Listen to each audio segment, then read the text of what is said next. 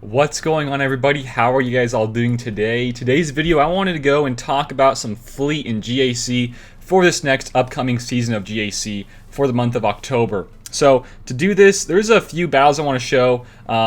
This is a big one because coming back over here into the last update that we just had, there is now going to be for divisions 1 and 2 two defensive fleet slots. So you got to now have two different fleet teams for defenses and offenses. So that's a pretty huge bump from the 1 to the 2, especially in divisions 2. I think division 1 I think can handle it for the most part, but for division 2, that's a little bit more tricky, I'd say.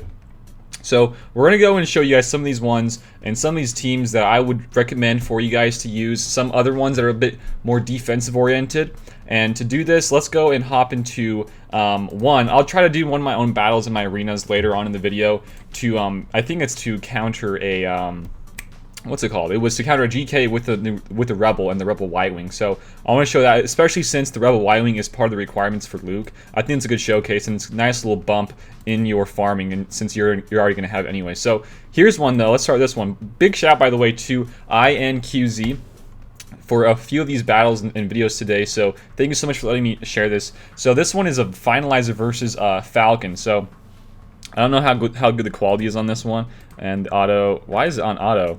Let's go to 1080p for this one. Gosh, here we go, 1080p. Here we go. So he's using the Finalizer versus the Akbar, and I forget what the name was called there. I don't even know, man. Akbar ship. The Akbar's fleet. So yeah, he's gonna use this versus that. It's pretty easy. I remember using this myself, and I've seen a lot of other people use this. This is versus a Y-wing with Biston, I think, and the Falcon. You pretty much just blast down the Falcon right off the bat before they even take any turns, because I'm pretty sure both the Special Forces TIE fighter or TIE bomber or whatever does go pretty dang quick, and also the silencer is like, I think, like the second or third fastest ship in the game, so you can actually go before the Falcon even moves and just kill a Falcon, you know, right off the bat, which is definitely really, really good. And after that, well, I mean, it's easy peasy because there's no Falcon. And these ones for the Akbar teams, once you kill the Falcon, you're good to go. You're going to be good for that easy win. And I would be assuming in a lot of these different, you know, two different fleets for GAC for defenses, you're going to be seeing a lot more Falcons, I'd say,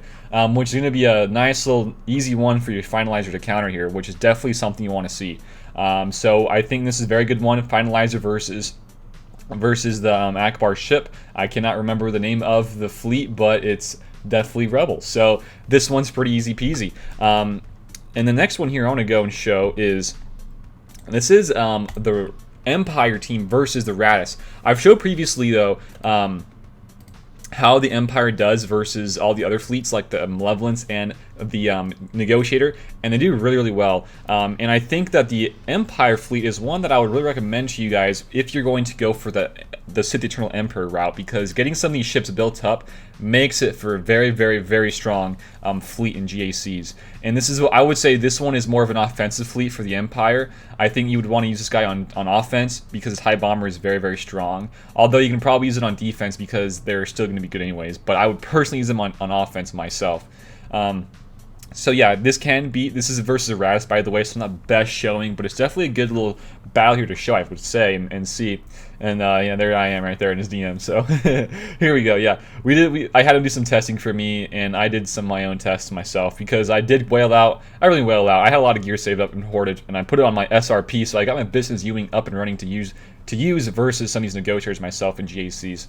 So this one's very, very simple, I'd say. This is a Radis. So Radises do not even hold that well on defense. It's just a very, very bad defensive fleet, but I can definitely see it being a good fleet on GAC for defense because of now two fleets being happening. So one thing I want to kind of point out here, you saw the first reinforcement being Sarge.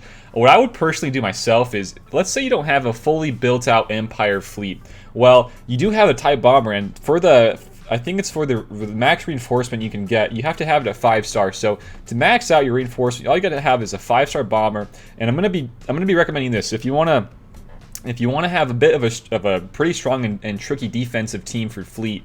Run a Radis team if you have a Radis.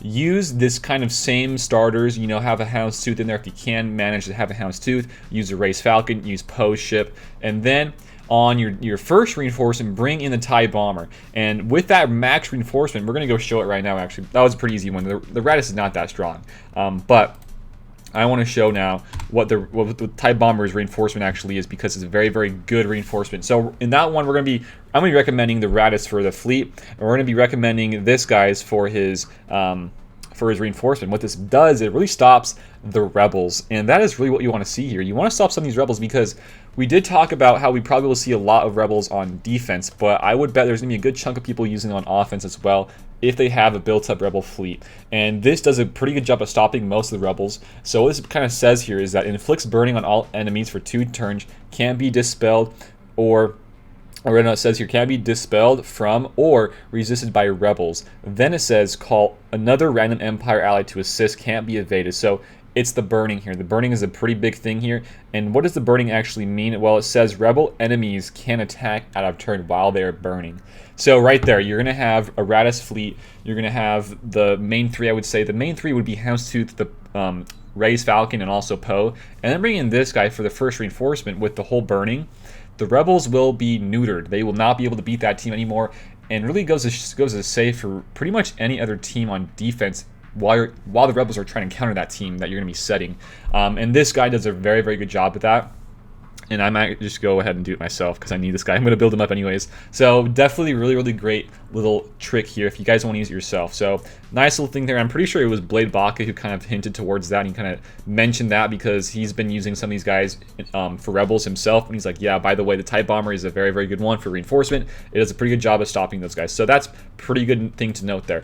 The last couple ones I'm going to show you one, and hopefully I can beat one myself in my arenas. But this is one that is a double tank. This is the Rebels, by the way. Double tank Akbar versus the Negotiator. And this is with a very, very annoying fleet on the horizon. Not really on the horizon, but it's just like always been a kind of annoying fleet to kind of kill and counter, which is the Rebel, or with Rebels is countering the Negotiators with the Ywing in there, and Anakin, of course, and who is that? Houndstooth, or not Houndstooth, gosh, Fives.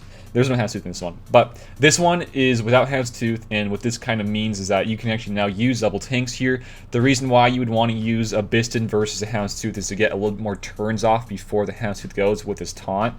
But now without him, you can kind of manage it a little bit easier. So this one's going to be, I mean, in general, versus ones with Ywing, these ones are always going to be kind of sketchy for the most part.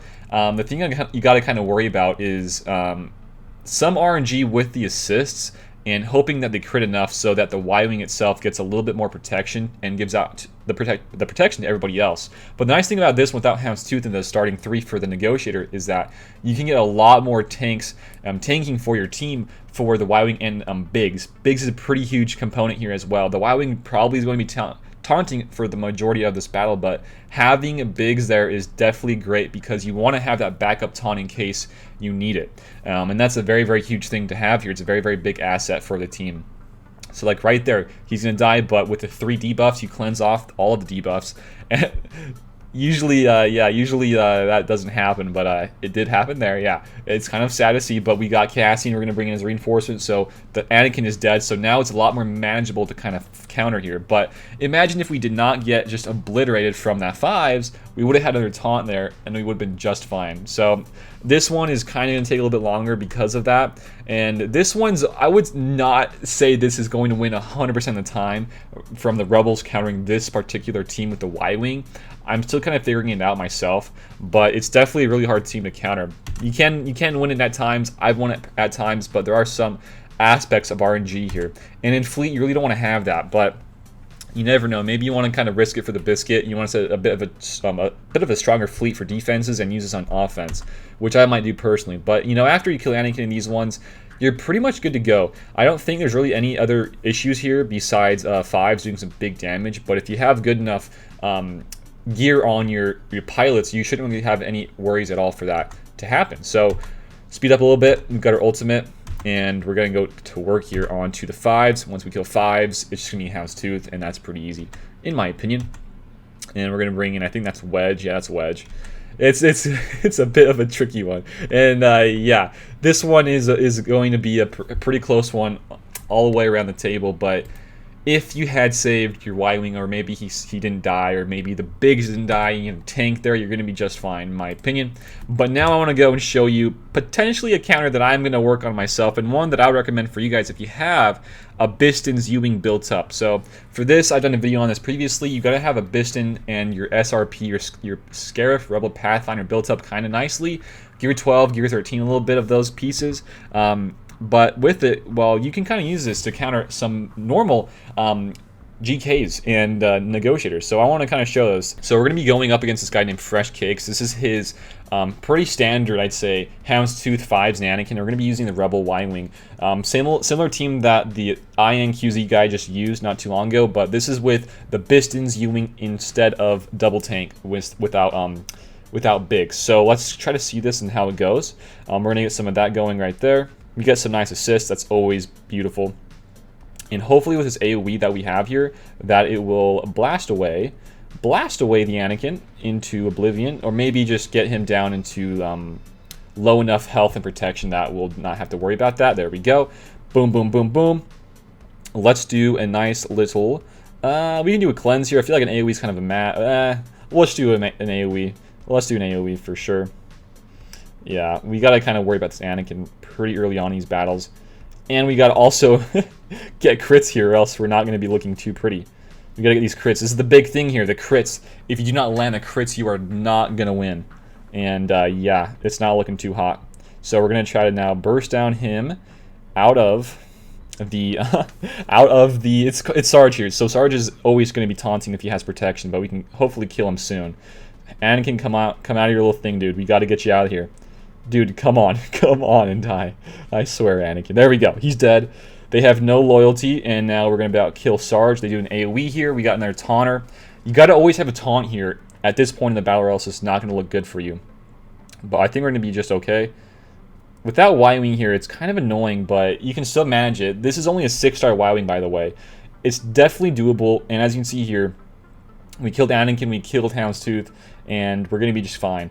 So what I would kind of worry about in these ones is it's kind of out of your hands at some points in the battle because of just the RNG with the target locks and the crits and the assists all happening. But there are so many chances of all of those happening at the same time that it's really not that bad of a battle in my opinion. So right there we just beat it. And we only used one reinforcement. We lost a Ywing, but keeping in mind that this is only a 6-star Rebel Ywing. If I had a 7-star Ywing, I would have had a lot more health and protection. I probably could have tanked a little bit more before anybody else died. So guys, with all being said, hopefully this can help you out. I would say for those of you who do not have some of these other ones built up, like the Rebel Ywing, maybe the Empire Fleet, maybe the Ras or Finalizer, I would still stick with using your Malevolence and your Negotiator on offense and setting whatever else you want on defense, just to make sure that you can win on the offensive. Otherwise, you're going to be really hurting yourself more than helping yourself. So hopefully, with some of these teams that I've recommended and shown you guys, it can help you out a little bit. If you want some more in-depth guides here with your fleet, I can definitely help you guys out if you guys have any of those suggestions. But yeah, definitely always go for the safe bet in the GACs. About said TW. Go for the safe bet. Go for the safe wins in GAC when it comes to fleet. Now that there's 2 fleet zones, definitely gotta get those wins. So if you have to use Malevolence and Negotiator on offense, do it. It's gonna be the best bet for yourself. But otherwise, you can kind of mix and match with what we've been showing today. So if you guys have any more comments or questions, or you guys have any more ideas for videos you would like me to do, let me know down below in the comments. Or if you guys would like to join up on Discord. If you enjoyed today's video, give it a like, share it around, and sub to the channel if you guys are new here. We got a Patreon, we got channel memberships all down below in the description of the video. Thanks for watching it again, guys. And until next time, I will see you all later. Peace out and have a good one.